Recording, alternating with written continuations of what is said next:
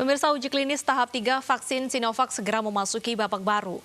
Tim peneliti uji klinis vaksin COVID-19 akan segera menyuntikkan vaksin kepada relawan.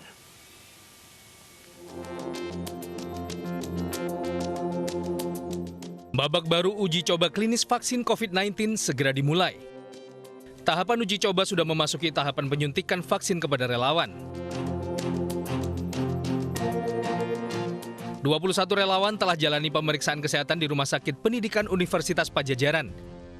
Jika lolos, mereka akan mendapatkan suntikan vaksin Sinovac. 21 relawan ini jalani pemeriksaan awal sehingga nantinya akan maraton untuk memulai penyuntikan vaksin kepada relawan yang telah mendaftar dan memenuhi syarat.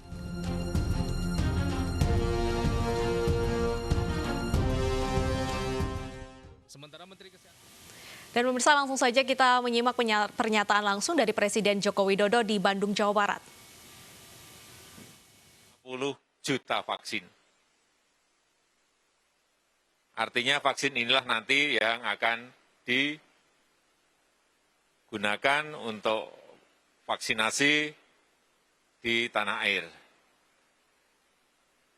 Kita telah 3 bulan ini mengembangkan vaksin sendiri dari isolat yang dikembangkan dari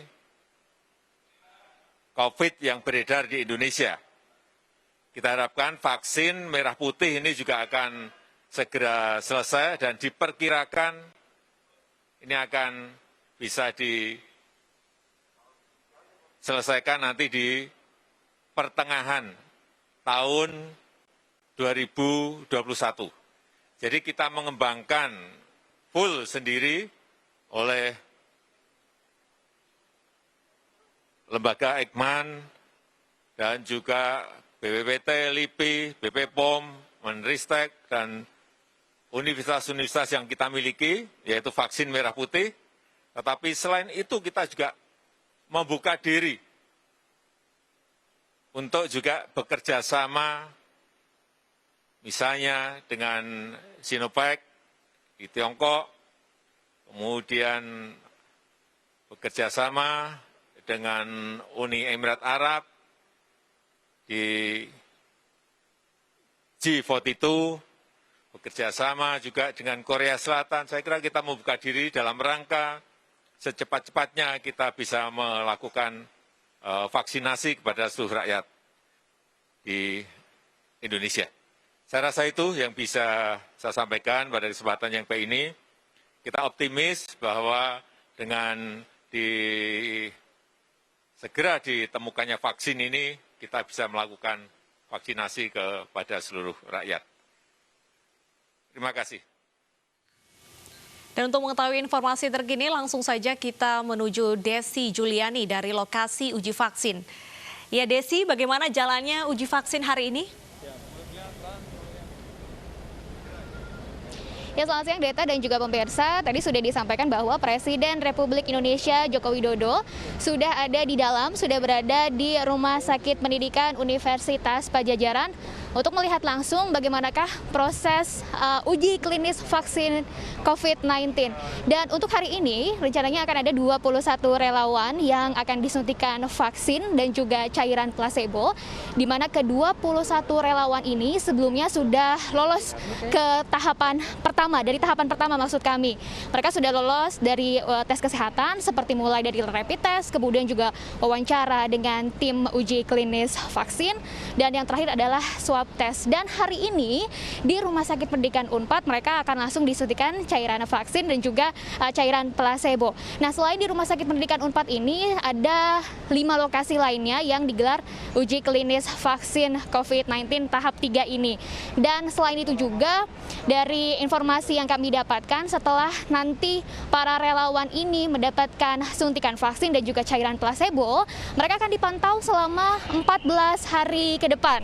Kemudian setelah itu nanti mereka diwajibkan untuk berkunjung dan juga harus kooperatif untuk melaporkan kondisi kesehatan mereka atau mungkin juga bahkan ada keluhan apa yang dirasakan selama masa uji klinis berlangsung nih. Artinya nanti mereka harus melaporkan kesehatan mereka, ada keluhan atau tidak, harus melaporkan kondisi mereka antara 6 sampai dengan 7 bulan atau selama masa uji klinis vaksin COVID-19 berlangsung. Dan nanti rencananya jika memang uji klinis vaksin COVID-19 ini berhasil, maka rencananya Bio Farma akan mulai memproduksi di kuartal pertama 2021 sebanyak 250 juta dosis. Dan total relawan yang dibutuhkan dalam proses uji klinis vaksin COVID-19 tahap 3 ini adalah 1.620 relawan. Seperti yang sebelumnya tadi saya sudah jelaskan bahwa di antaranya 540 akan disuntikan cairan vaksin, sementara sisanya akan disuntikan placebo. Ya, dan Presiden Joko Widodo ini sudah meninggalkan Rumah Sakit Pendidikan Universitas Padjadjaran, dan kami menunggu statement langsung dari tim uji klinis maupun juga dari Gubernur Jawa Barat Ridwan Kamil terkait dengan proses uji klinis vaksin COVID-19 tahap 3 ini. Deta, kembali ke Anda. Baik, terima kasih Desi atas laporan Anda, selamat bertugas kembali. Ya pemirsa, pada uji klinis vaksin COVID-19, 2 pemimpin daerah mengajukan diri sebagai relawan. Kedua pemimpin tersebut adalah Gubernur Jawa Barat Ridwan Kamil dan Wakil Wali Kota Bandung Yana Mulyana yang menyatakan siap menjadi relawan uji klinis. Yang mewakili aman. Gubernur Jawa Barat Ridwan Kamil resmi mendaftar sebagai relawan uji klinis vaksin COVID-19. Sejumlah syarat administrasi telah dikirimkan untuk mengikuti uji klinis vaksin COVID-19 yang diproduksi Sinovac dari Cina tersebut. Kami pimpinan sedang merumuskan jika tidak ada halangan dari unsur kesehatan pribadi, maka Forkominda pun akan menjadi relawan untuk pengetesan vaksin. Sehingga kalau pimpinannya juga melakukan, insya Allah rakyatnya juga akan meyakini proses vaksin ini berjalan dengan lancar. Wakil Wali Kota Bandung, Yana Mulyana, juga menyatakan kesiapannya menjadi relawan uji klinis vaksin COVID-19. Yana yang pernah terinfeksi COVID-19 dan berhasil sembuh ini yakin uji klinis akan berjalan lancar. Yana berharap tindakannya bisa menjadi contoh bagi para pejabat di daerah lain agar siap menjadi relawan. Kita menerima tim Unpad yang untuk uji klinis vaksin dari Sinovac itu, Pak Wali sudah sampaikan bahwa mari kita pimpinan kota juga bisa memberikan contoh menjadi relawan ya. Uji klinis vaksin COVID-19 digelar Bio Farma bekerjasama dengan Universitas Padjadjaran menggelar uji klinis vaksin COVID-19. Dalam uji klinis fase ketiga, sebanyak lebih dari 1.000 relawan telah mendaftar. Tim Liputan iNews melaporkan. Dan untuk membahas uji klinis vaksin COVID-19, kita berbincang langsung dengan Kepala Lembaga Biologi Molekuler Eijkman, Profesor Amin Subandrio. Selamat siang, Prof. Amin. Selamat siang, Deta. Baik, Prof. Amin, seberapa aman sebenarnya uji coba vaksin kepada manusia ini? Saat ini sudah masuk di fase 3 ya, yang Sinovac ini. Dan berarti dia sudah melewati fase 1 dan 2. Fase 1 dan 2 itu fase 1 utamanya untuk melihat keamanannya dan pada jumlah masih terbatas. Kemudian fase kedua juga tetap melihat keamanannya dan juga efikasinya. Jadi kalau itu sudah melampaui fase 1 dan 2 dan itu sudah dilaporkan dengan baik, tentunya kita sudah bisa mempercayai bahwa vaksin atau calon vaksin ini memang sudah melewati berbagai uji. Dan saya yakin bahwa ini Badan POM serta juga Komisi Etik dari teman-teman di Unpad itu sudah meyakini bahwa calon vaksin ini saat ini sudah aman untuk dilakukan uji klinik fase 3. Oke, kalau kita tahu bahwa vaksin Sinovac ini kan berasal dari Tiongkok, apakah ini cocok dengan virus yang berkembang di tubuh manusia, tepatnya di Indonesia? Sejauh ini dari data yang kami miliki, di mana lembaga Eijkman sudah mensubmit 10 virus ya, informasi virus whole genome sequence ke KIS8, kami amati bahwa virus yang bersirkulasi di Indonesia ini masih memiliki kekerabatan yang cukup dekat dengan virus yang aslinya, artinya yang bersirkulasi di Wuhan bahkan sejak tahun 2019 akhir. Jadi diharapkan memang bibit vaksin yang digunakan di Sinovac ini memang juga memiliki kekerabatan yang dekat dengan vaksin-vaksin yang virus-virus yang ada di Indonesia, sehingga diharapkan memiliki atau memberikan efikasi yang diharapkan. Ada dampak tersendiri nggak, Prof, melakukan uji vaksin kepada manusia?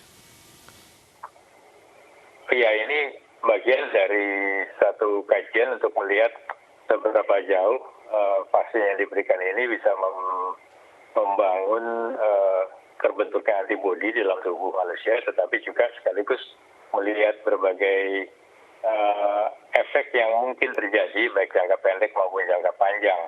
Nah, di Indonesia ini adalah uji fase ketiga bersamaan dengan beberapa negara lain, Bangladesh, Brasil, Chile, dan Turki kalau saya tidak salah.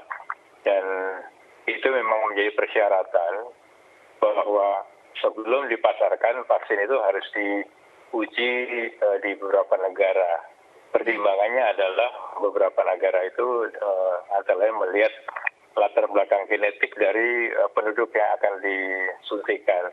Jadi semakin banyak penduduk yang diuji coba dan juga dengan latar belakang genetik yang berbeda, kita akan bisa melihat kisaran dari reaksi yang terjadi pada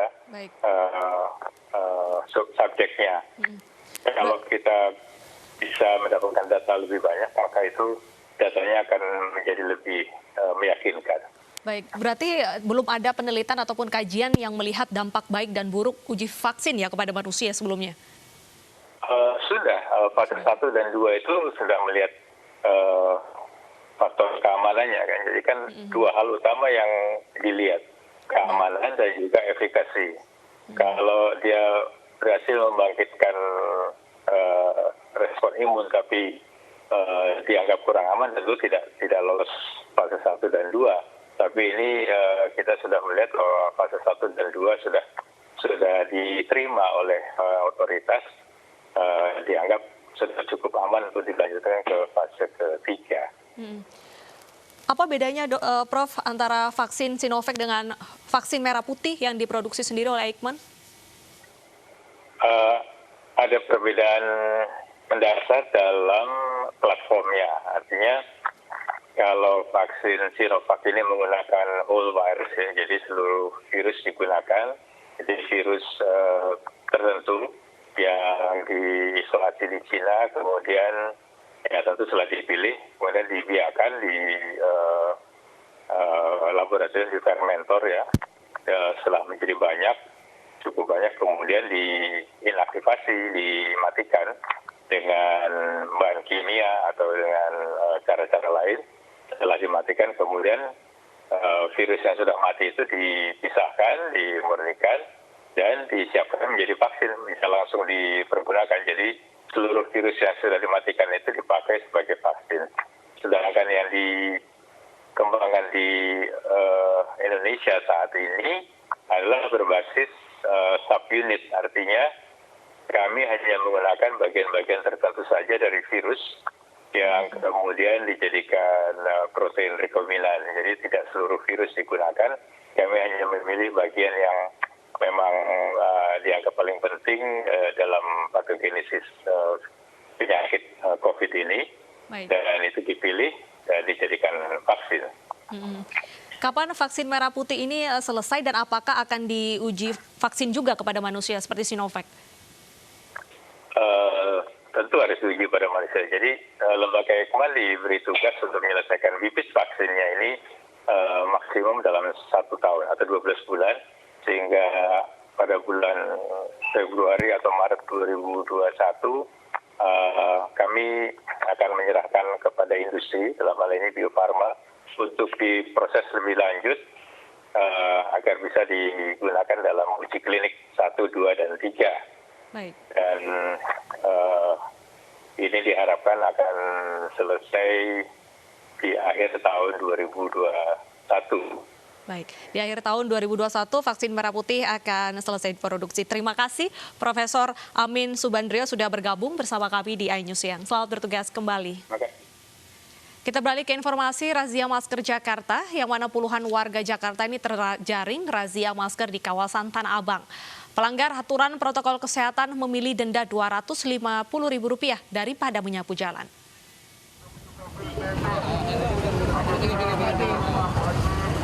Pengendara motor ini hanya bisa tertawa saat terjaring razia masker di kawasan Tanah Abang, Jakarta Pusat. Tak bisa mengelak, ia harus menjalani sanksi. Tak sendiri, sejumlah pengendara juga terjaring razia karena tak mengenakan masker. Mereka pun harus menjalani sanksi sosial membersihkan lingkungan. Razia juga sempat diwarnai adu mulut antara petugas dan pelanggar. Warga protes dituding melanggar aturan pengenaan masker dan menolak disanksi. Setelah perdebatan panjang, pelanggar akhirnya memilih membayar denda maksimal Rp250.000 ketimbang harus menyapu jalan. Jadi kan kadang-kadang terima telepon suka nggak jelas Pak, makanya saya buka masker. Itu sudah selesai, selang berapa detik, apes Pak. Mungkin pas lagi mau pakai udah kena duluan. Sebagai upaya pencegahan penyebaran COVID-19 semakin meluas, petugas berencana terus menggelar razia serupa, mengingat tingkat kesadaran masyarakat untuk mengenakan masker masih cukup rendah. Dari Jakarta, Rani Sanjaya, iNews melaporkan.